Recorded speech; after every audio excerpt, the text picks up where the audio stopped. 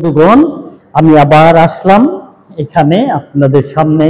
তো আমি প্রতিনিয়ত এই স্ট্রাকচার গুলো দিয়ে যাচ্ছি। তো অনেকে সম্পূর্ণ ভিডিও দেখতে পান না, কারণ আমি এগুলো বেশিরভাগই ফেসবুক রিলে দিচ্ছি। কিন্তু আমি চাই আপনারা যদি সম্পূর্ণ ভিডিওগুলো আমার দেখতে চান, তাহলে আপনি আমার ইউটিউবে যাবেন, যে আমার নামে ইউটিউবটি করা হয়েছে, সুনীল সোরেন অফিসিয়ালে যান। ওইখানে দেখবেন যে পুরো ভিডিওগুলো আপলোড করা হয়েছে এবং সেই ভিডিওগুলো দেখবেন এবং ওইখানে আপনি লাইক বা কমেন্ট করতে পারেন। এবং আপনি যদি আরো কিছু জানতে চান আমাকে বলতে পারেন সরাসরি, আমি সব সময় রেডি আছি আপনাদেরকে উত্তর করার জন্য। যদি আমি জানি, অনেক কিছু আছে যে আসলে মানুষ আমরা কখনো জানতে পারি না। যতটুকু আমাদের সামর্থ্য, আমাদের ইন্টেলেকচুয়াল পাওয়ার যতটুকু আমাদেরকে সাহায্য করে জানার জন্য, ততটুকুই আমরা জানতে পারি। তো সেইটাকে আমি অবশ্যই উত্তর দেওয়ার চেষ্টা করব। তো কন্টিনিউলি আপনারা দেখবেন, আমি আশা করব। তো এবারে আমি আবারও যাচ্ছি যে পাস্ট কন্টিনিউয়াস টেন্সের বিষয়ে। পাস্ট কন্টিনিউয়াস টেন্স মানে অতীতকালে চলছিল কোনো কিছু সেরকম যদি দেখায়, সেক্ষেত্রে আমরা পাস্ট কন্টিনিউয়াস টেন্সকে আমরা ব্যবহার করে থাকি। তো এবার যে পাস্ট কন্টিনিউয়াস টেন্সের যে স্ট্রাকচার আমরা দেখব, সেটা আমরা হোয়াই দিয়ে দেখব। হোয়াই, এই হোয়াই দিয়ে গুরুত্বপূর্ণ একটা জিনিস। হোয়াই এর মানেটা তো আমরা অবশ্যই জানবো। কেন? তার মানে কারণমূলক কিছু প্রশ্ন করতে চাইছে, কিছু কারণ জানতে চাইছে।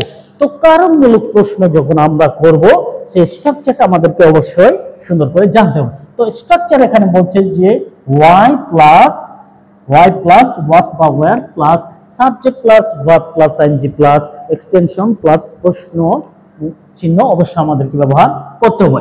তো এই স্ট্রাকচার দিয়ে দেখা যাবে যে অনেকগুলো সেন্টেন্স, শত সেন্টেন্স কিন্তু আমরা অনেক সহজে তৈরি করতে পারবো।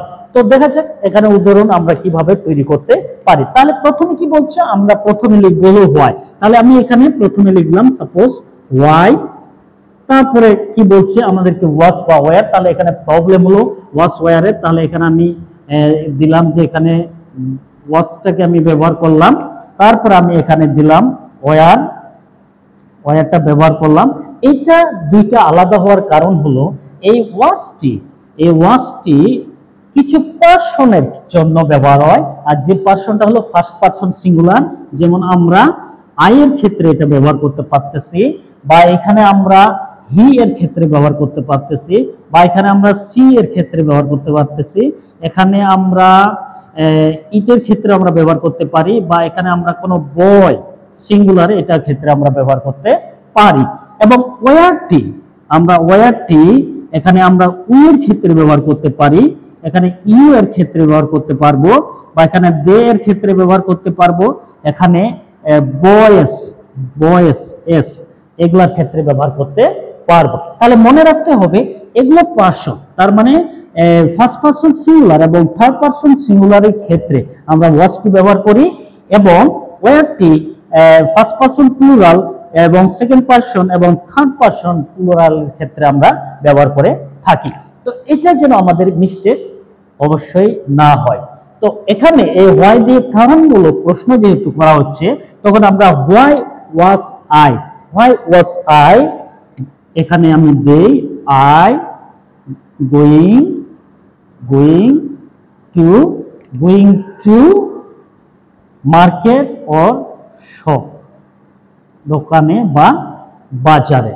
এই দেখেন, তাহলে এবার হচ্ছে কি যে why was he going to shop, তাহলে এটা হলো বিষয়। তাহলে এখানে আমি দেখাই যে এভাবে, এখানে শুধু আইটা না দিয়ে এখানে পুরো সবগুলো একই ভার্ব ইউজ হচ্ছে।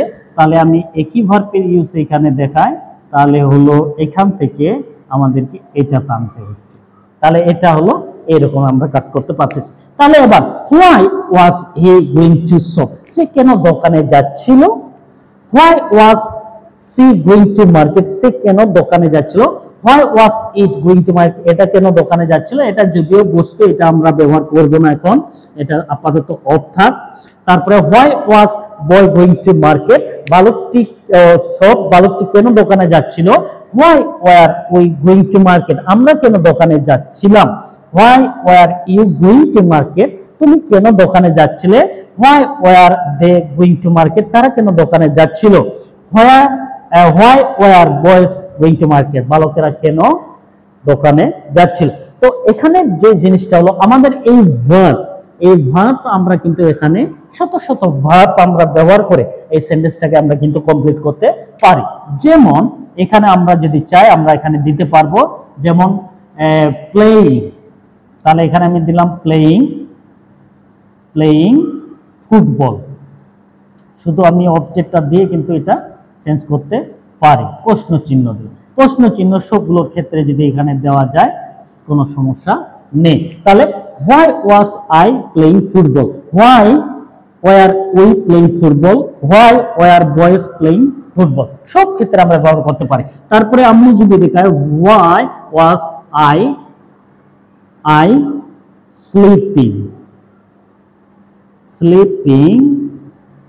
স্লিপিং এট নুন, দুপুরে প্রশ্ন চিহ্ন সবগুলোর ক্ষেত্রে হবে, এটা আমরা ব্যবহার করতে পারি। তারপরে আমি যদি আবার চাই এখানে স্লিপিং, তারপরে আমি যদি চাই ওয়েস্টিং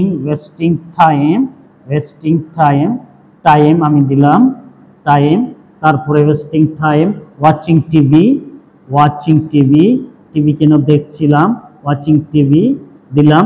তারপরে প্লেইং তো দিলাম প্লেইং, তারপরে ওয়েস্টিং, স্পেন্ডিং, রাইটিং, রিডিং আমি দিতে পারি রিডিং, ওকে রিডিং, বাংলা দিলাম বাংলা। তারপরে আমি যদি চাই আমি দিতে পারি ওকে স্প্রেডিং, সিটিং আমি দিলাম সিটিং দেয়ার আমি দিলাম সিটিং দেয়ার। তারপরে আমি বলছি যে স্পিকিংও দেওয়া যেতে পারে, সবগুলো দেওয়া যেতে পারে এখানে, সব স্পিকিং টু হিম, এটা সবগুলোর ক্ষেত্রে আমাদের কি করতে হবে, প্রশ্ন চিহ্ন এখানে ব্যবহার করতে হবে। Lots of sentence, so many sentence আমরা অনেক সহজে কি করতে পারি, তৈরি করতে পারি। এটা হলো একটা সহজ উপায়, আমরা অনেকগুলো সেন্টেন্স এভাবে আমরা কিন্তু তৈরি করতে পারি।